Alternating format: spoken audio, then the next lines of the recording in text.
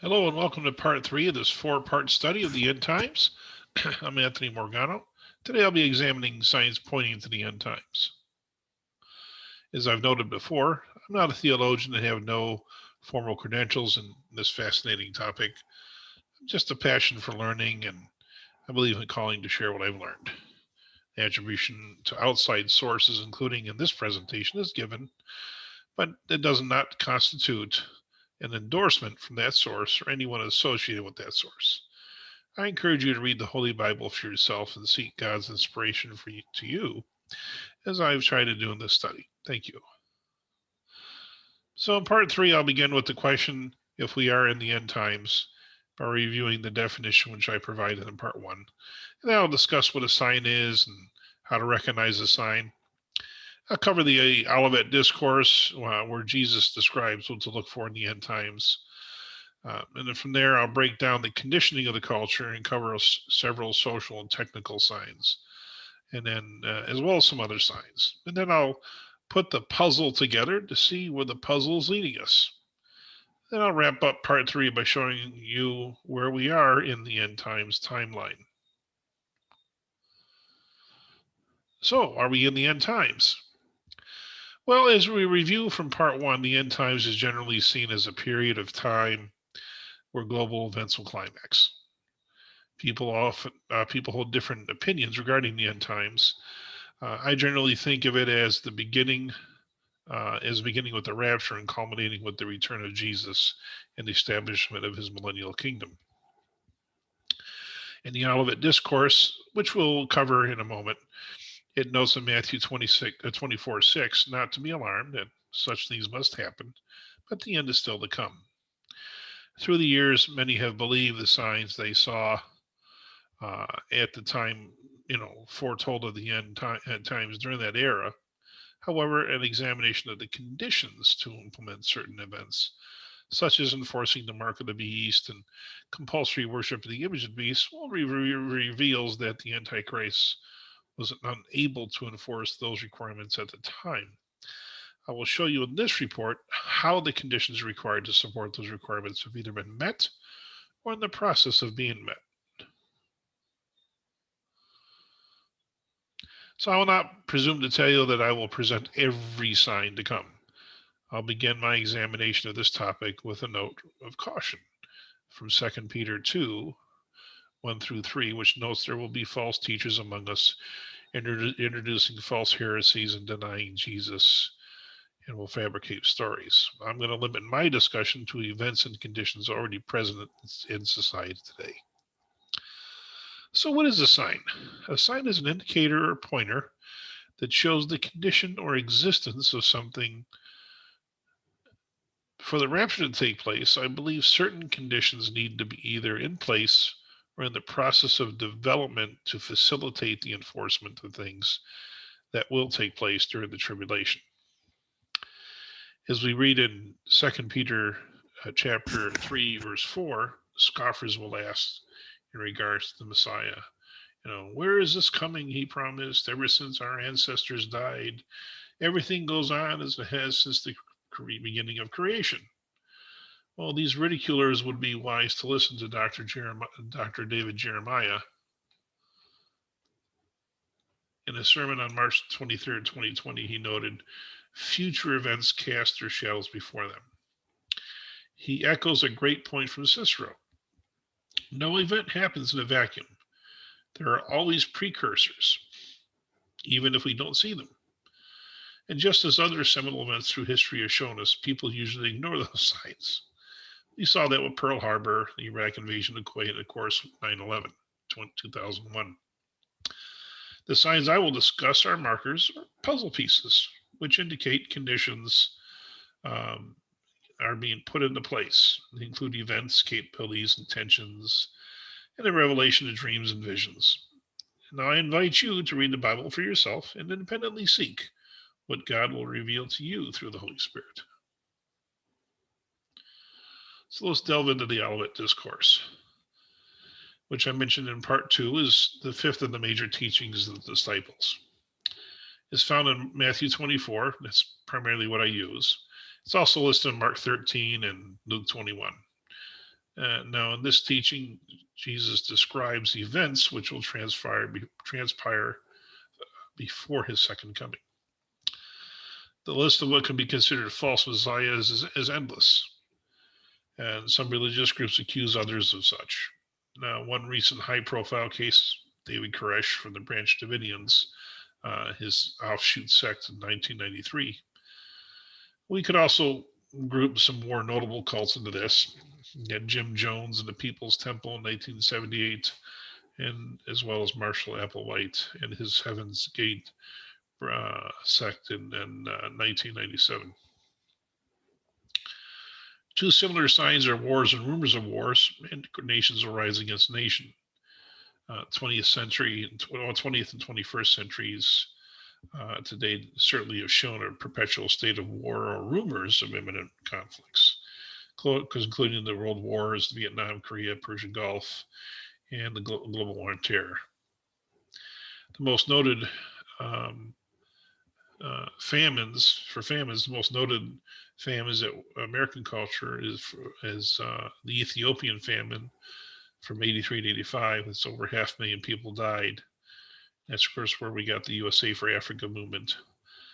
Many famines result from drought, of course, and desert encroachment, things like that, such as the Sahel in 2012.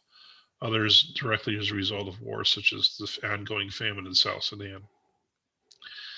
And while Wikipedia has a compelling list of pestilences dating back to the Babylonian Empire, the most glaring recent example is certainly the coronavirus pandemic that we're going through, the Spanish flu from 1917 and 18, and of course HIV/AIDS. Continuing on, as with many of the signs, many people say these things have always been happening. And remember 2 Peter chapter 3, verse 4, everything going on since the beginning of creation. Now, the important takeaway with earthquakes and hurricanes and stuff is the frequency and intensity in recent decades. And we need look for earthquakes. We need look no further than the devastation of Puerto Rico, 2018, 19, and 20. San Francisco, of course, 1906. Northridge, 1994. Two big earthquakes for California. And a lot of earthquakes also trigger tsunamis. Speaking of roaring of the seas, we look at the big one in Indonesia in 2004 and Tahaku in 2011. And for anyone living in the South, of course, we know about hurricane season from June to October every year. Similar in psychological effect, like Northridge in 1984. You combine a year and a name, and that's how you remember a terrible hurricane. You got Andrew in 1992, Katrina in 2005, and of course the most recent season of 2020, where we have 30 named storms. The more devastating, the more memorable. Now, welcome to the modern age, with Scripture now being available to everyone via the internet. A Bible Gateway is available in 70 languages. You have Wycliffe Bible Translation with 1,262 languages. So we're there, right? Well, not yet.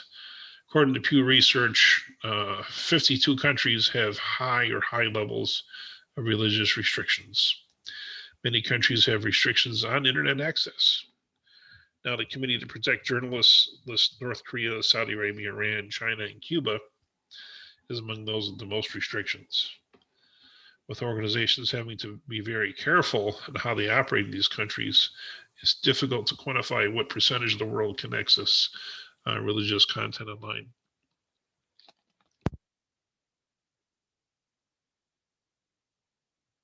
I recently came across an interesting survey report of evangelicals in historically black churches by Aaron Earls from Lifeway Research. It says 97% response believe Jesus will literally and personally return to earth, with 56% agreeing with the expectation of his return sometime in our lifetime. Now, the chart on the right shows some of the various birth pains as described in the Olivet Discourse. And I found it also found it interesting that they published this during the year that brought us the pandemic, the coronavirus pandemic, and on the record number of storms. Interesting to see how such high percentages. Now, getting into social engineering to fully understand how we will reach the end times, one must understand the conditions that will enable the events of the tribulation. When we think of two major events to be the inability to buy or sell without the mark of the beast and the requirement to worship the image of the beast, it's important to look at both social engineering and technology, which we'll be doing. Now, according to Merriam-Webster, social engineering is simply the practice of making laws or using other methods to influence public opinion and solve social problems or improve social conditions. You take that a step further, and according to an article in Prophecy Today on a biblical view of social engineering, it can also be used to make everyone conform to a false ideology. In other words, an authority figure is implementing something to convince people to do something that is not in their interest, or something the authority assumes should be in the interest of the person. And the examples show we see both good and bad in social engineering. Certainly one of the better ones, obviously, is Social Security, implemented in 1935. And the one nobody liked, of course, was the 55-mile limit. We'll get to all that. Okay, so are you predisposed to blindly accept what your favorite news media outlet tells you? Which outlet projects truth and which outlet doesn't? Well, while liberals are inclined to dismiss reports from Fox News, conservatives are inclined to dismiss reports from CNN. I found this great chart that you see here from all sides on the slant of many major media outlets from far left to far right. And I'm sure people will have varying opinions on where something should place, but I thought it was pretty well balanced. And there are some examples of the gap between story and truth. I just want to go over a couple of them, like Reagan and the astrologer from '84. After he was shot, they were saying that Nancy Reagan was consulting an astrologer before letting him do anything. Well, the Secret Service, they listened to her, but they didn't use what she said. They just, kind of did what they normally do. But popular culture still cites that Reagan himself was the one that saw the astrologer. Of course, that's wrong. Then you had Fox News running with the birther story for 2 years about President Obama. And they bring out his Hawaii birth certificates, his birth certificate, and just still a bunch of people say the former president was born in Kenya and is a Muslim. And then, of course, CNN ran with the Russian collusion story for 3 years on President Trump, former President Trump, and the Mueller report and all that stuff. Of course, the conclusion was that there was no collusion, yet a lot of people still believe that there was collusion. The election controversies are interesting, of course, as most people are inclined to accept the validity of an election if the person they support wins. There have been many controversial elections over 220 years. However, as polarization has increased, the number of those accepting the winner they didn't support has conversely decreased, and especially as we've seen in the 2016 and 2020 campaigns. Now, an interesting phenomenon in social media is the enforcement of conduct standards now. Those on the left believe the standards are necessary to reduce false reports. Those on the right believe they're being targeted for being conservative. Yet another example of polarization, how different apps are being used by different people. And of course, the height of that polarization reached a new plateau when they shut down Parler in early 2021.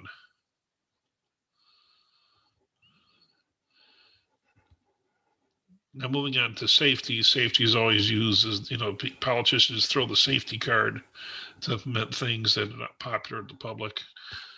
Certainly, the 55-mile-an-hour limit was was one of the better ones or worse ones, implemented in '74, and largely ignored by the public, and they finally had to do away with it by 1995. Uh, Although equally unpopular, the red light cameras are still here.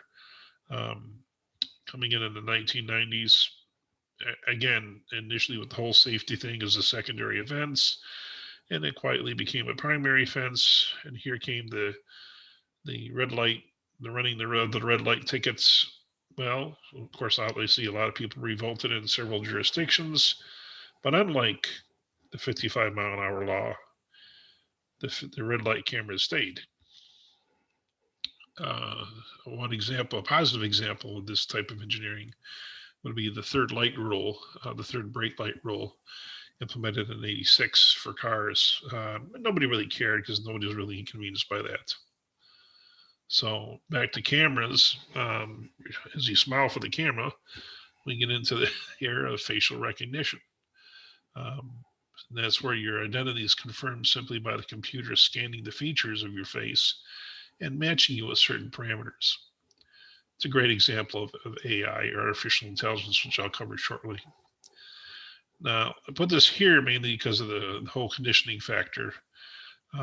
It's easy, it's convenient, it's a mechanism of safety. It's still in the early stages. It's only been around a few years.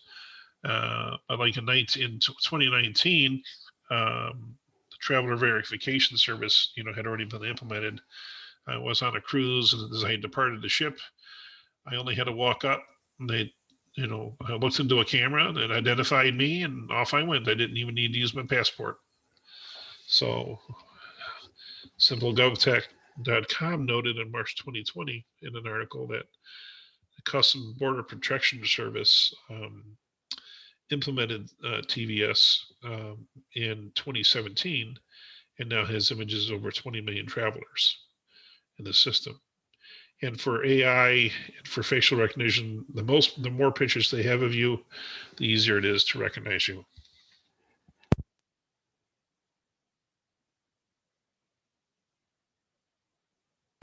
Contact tracing is a process where case managers work with the identified person to ensure that person adheres to certain behaviors. A lot of this mainly from coronavirus coming into being, and having a national surveillance system to ensure it's accountable, everyone's accounted for. And many states have implemented this. Now, the chart on the slide from Commons Wikimedia just shows how they can play that out to isolate people with the virus and people in contact with the virus. And like most states, using Washington State as an example, they have a well-defined process in their Department of Health site, includes protocols and everything else, and it's including non-voluntary compliance, even though everyone says it's voluntary. Now, the CDC site says that they have a national disease surveillance, which is integrated by all 50 states, and it runs, it said it's compatible, and it helps with the contact tracers. Now, both facial recognition and contact tracing, they're great examples of the use of technology, and specifically IA for tracking and surveillance of people. I bring these on here because any technology used for tracking and surveillance can in turn be used as tools for control of populations. We'll cover that. We'll cover further when we discuss the tribulation. Let's delve more deeper into technology.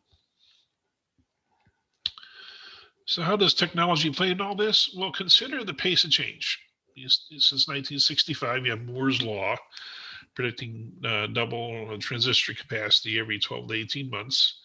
And that was pretty static for a while. And of course, as technology started to grow, and they had a prediction that by the early 2020s, it would be unable to be continued with the chip. And then the Pentium chip came out, the quantum chip.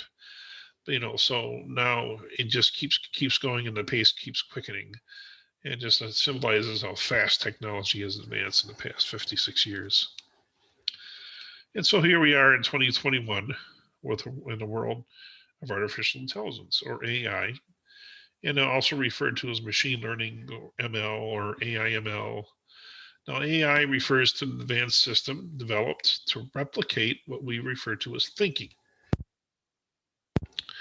Well, now, what we think of as reasoning, planning, perceiving, or processing natural language, they're all types of thinking the AI systems process, according to a paper published in the Internet Society. Two other aspects I'd like to examine are ATMs and the transition to cashless society. Those are two big conditioning areas that, once normalized, will be critical for society to accept the requirements people have to endure during the tribulation. So payday hits, and what once took a trip to the bank and up to 3 days to clear now takes place the night before payday. For instance, access to your money through direct deposit. An article by Payroll Weekly, it notes the Getting Paid in America survey from 2019, stating that 90%, 97% of workers receive their pay through direct deposit. Not bad for a process only normalized since the late 1980s. Now we've now seen the conditioning to accept this as the new normal. Nice and convenient as we get our money faster. Now, prior to widespread use of ATMs that began in the late 1980s, if you wanted cash, you had to go to the bank. Now the use of cash is starting to become obsolete, really, with the conditioning of people to use credit and debit cards.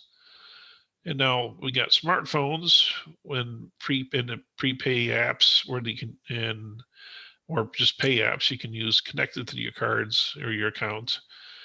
Just in Apple Pay, Android Pay, your tap cards. And with all this technology, we see fewer and fewer people carrying cash. And in fact, only 1 in 10 Americans use cash for all their purchases. In 2019, only 26% of transactions were made using cash, according to the Federal Reserve Board of San Francisco. It's just amazing. So as we draw closer to the rapture and tribulation, we're slowly conditioning ourselves to normalize the process of becoming a cashless society. We are also in the process of becoming a society with integrated servers. Welcome to the cloud.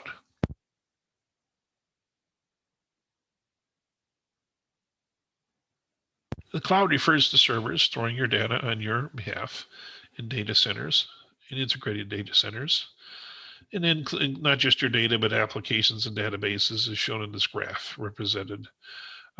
This graphic representation. I got some images from Commons Wikimedia. And you can securely store your data in the cloud and access the data from any media platform you own or have access to with credentials. Now, there are two compromise issues versus data breaches, where secure databases are hacked and the data is stolen. The second is organizations, including the FBI, accessing your data without your permission.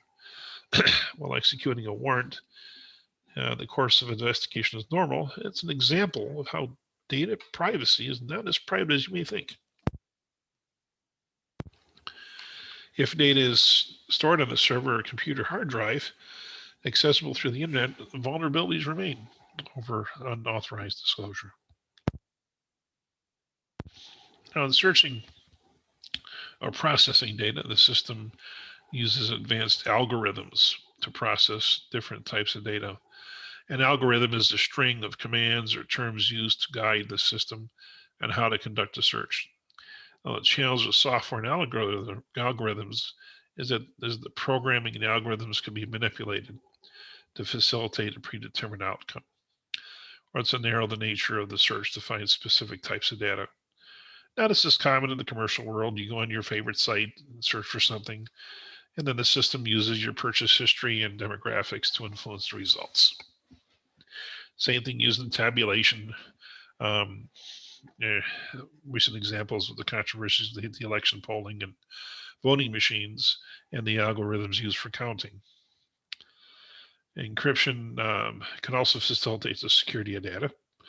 Well, that's the basis for blockchain tech. Merriam-Webster describes it as a digital database that can be used and shared for recording transactions and facilitating cryptocurrencies such as Bitcoin.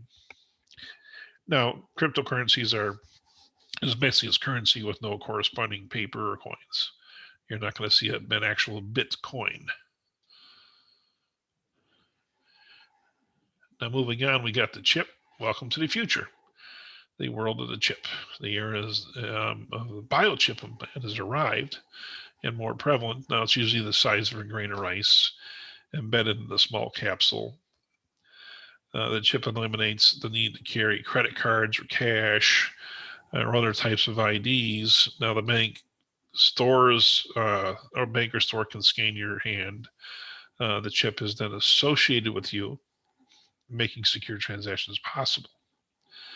An article in USA Today featured a company that chipped all their employees, eliminating the need for employee badges and computer logon credentials. Now, other uses include the ability to access medical records, especially if you're unable to communicate in the medical emergency. And the scanning does it for you. And of course, most states, a standing example is dogs and cats. Most of them are chipped. But of course, you have the proximity to scanning, the vulnerability to proximity scanning, just like chip credit cards. So why stop with the chip? Why not take the next step and develop a bio tattoo? Now, it's an emerging technology, enabling the transition from the chip to embedded technology to marked technology. 4 different types I'm going to cover here. It's just different types of tattoos. You got the bio LED photonic tattoo. That's usually mainly for clinical purposes. The electronic tattoos for small computers, they're basically similar to small computers or microcircuits. Then you get the quantum dot, which is read by apps and filters. Now that leads into a current initiative by digital identity globally to normalize digital identity globally, and that's an effort by Bill Gates, the UN, and several other organizations, including MasterCard, according to an article on Ledger Insights. Now, ID 2020 org page also says the effort targets those with an inability to prove identity. That's designed to replace the need for ID cards, credit cards, badges, or other things. So that digitizing everything then brings us to the question of tracking and surveillance. Now, most people have already been conditioned to accept tracking. Tracking apps are now common on smartphones and smartwatches. It's added to all the tracking apps that we have grown accustomed to. Yet mapping apps and other apps that all take advantage of the global positioning system, or GPS. Now, GPS was mainly originally for the military to gain continuous location information on targets. Now imagine your employer has all employees putting tracking app on their phone, an app which tracks movements of employees even when they're not at work. Well, a person removes the app and then is fired because of it. Well, this very scenario is what happened to a person in Canada, according to the Canadian Association of the Club of Rome. It's certainly something to keep in mind. Now, smart TVs even have technology embedded in monitor video and audio from the device, and the ability to monitor what you watch. Now, moving on to Stingray tracking device. According to ACLU, these devices are used to simulate a cell tower and gain location identifying information from your phone, as well as the phones of people in your proximity. In this case, a warrant is not required. Just think of that. Many devices used for tracking are active, even when the device is not turned on. Even devices where the tracking feature is supposedly disabled. Now, the difference between tracking and surveillance is a gray area. The same methods for tracking can be used for active or passive surveillance of a target. The National Electronic Disease Surveillance System is designed to take advantage of the technology. And so, the journey from tracking, monitoring, and surveilling to control is a very short journey. Every state has contract tracing processes in place for COVID-19. Now, the rules were advertised to be voluntary. And this way it is in most states. But as I mentioned in Washington state, if someone doesn't comply, it becomes compulsory. And here's something else to think about. If someone tracking you knows where you are, they also know that you are somewhere they may not want you to be, or that you are somewhere they may want, or that you are not somewhere that they may want you to be. This now facilitates control. Excuse me a moment, I need to blow my nose. Thank you. Now, lest people think the internet is this vast domain of freedom, I found a great map on Wikipedia which visualizes where internet restrictions are imposed globally, including here in the USA. While some restrictions are age-appropriate restrictions, others include content restrictions based on different views. So, here we go. Sorry about that. I was, I once again went ahead on some of my slides. So back to where we were. Now let's move into other signs. So the regathering of the Jewish people and the formation of the modern state of Israel, as pointed out in Jeremiah 25, 8 through 12, is seen by many as a super sign pointing to the end times. I find it fascinating how many people believe the rebirth of Israel to be the United States, or that the rebirth is meant only as an allegorical term, believing it to be like the formation of the Christian faith. Now, we covered false messiahs earlier. However, in the 2 Timothy 4, verses 3 and 4, it states, "For the time will come when people will not put up with sound doctrine. Instead, to suit their own desires, they will gather around them a great number of teachers to say what their itching ears will want to hear. They will turn their ears away from the truth and turn aside to myths." Yet many people seem to be looking for any teaching. And then there's the blood moon reports we get from time to time. The most recent being November 30th of 2020. Touted in advance as a sign of the imminence of the rapture. They often point to Joel 2:31 as evidence. In the dark, the turning of darkness and blood to moon to blood, and noting this before the coming of the great and dreadful day of the Lord. And now Forbes is reporting the next one is expected May 26th of 2021, and then it's actually November 8th, 2022, not 2000. So sorry for the typo there. Now, here's an interesting one. When marriage equality became legal in 2015, a number of evangelicals immediately pointed to Romans 1, 26-27, among other passages, as evidence that this is the sign of the coming of the rapture. Now, this is obviously a very controversial one. A lot of people in the LGBTQ community equally point to counterpoints that the passage in Romans is actually discussing pagan practices common to that era in the Roman Empire, including sexual acts during pagan worship. And then, secondly, many point out that there's no such admonition found in the Olivet Discourse of Matthew 24. Or does it? It notes in Matthew 24:38 that people were marrying and giving up in marriage. Well, why be redundant? Why say that twice? Well, the original Greek translation for marrying was gamuntes, which is wed to either sex. Well, while not widely accepted as a sign, this could indicate the implementation of marriage equality as a sign. Think about it. Now, many point to the rebuilding of the temple, which would be the third temple, as a sign to come before the rapture. Points out in the 2 Thessalonians 2:4 that the Antichrist sets himself up in the God's temple, proclaiming himself to be God. Now that would be during the Great Tribulation, the second half of the tribulation. Now he can't do that unless Ezekiel's temple has been built. Now detractors point out that plans are in place for the new temple can be built in less than a year. And of course, the proclamation of the Antichrist is in the second half of the tribulation.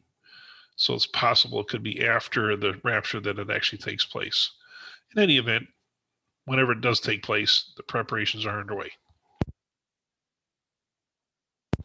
So let's now assemble the puzzle from all these signs we've been talking about. Let's start with the regathering of Israel.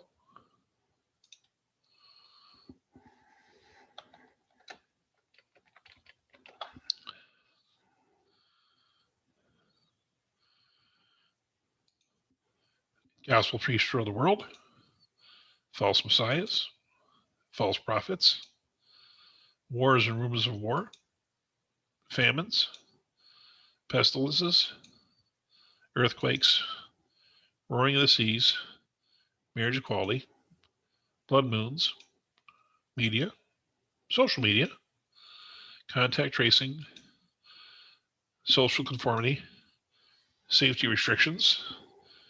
And as we continue, we'll delve more into the tech areas, 5G technology, algorithms, artificial intelligence, tracking technology, facial recognition, digital currency, the cloud, the chip. And then you have that elusive final puzzle piece, the unknown. Now, it's not, we don't necessarily know every puzzle piece. So that's why I always put that there. And I think this is what it leads to, is the rapture. Now, I always look at that final unknown piece as the piece that I call normalization. And once the technical and event-based conditioning society has reached a point of normalization, or at least to a point where full normalization will be achieved by the time of the Great Tribulation, then the stage will be fully set for the rapture. And that's what I mean by normalization. So here we are, back full circle to the timeline. And you'll see there a little box on the left there. It shows that we're at the signs of the times. We're at some point prior to the rapture of the church. And we're ready to delve into the timeline. And we'll do that here in part 4. And as I said, that'll be covering the rapture, tribulation, and millennial kingdom. And I also want to thank you for tuning into part 3, and may God bless you.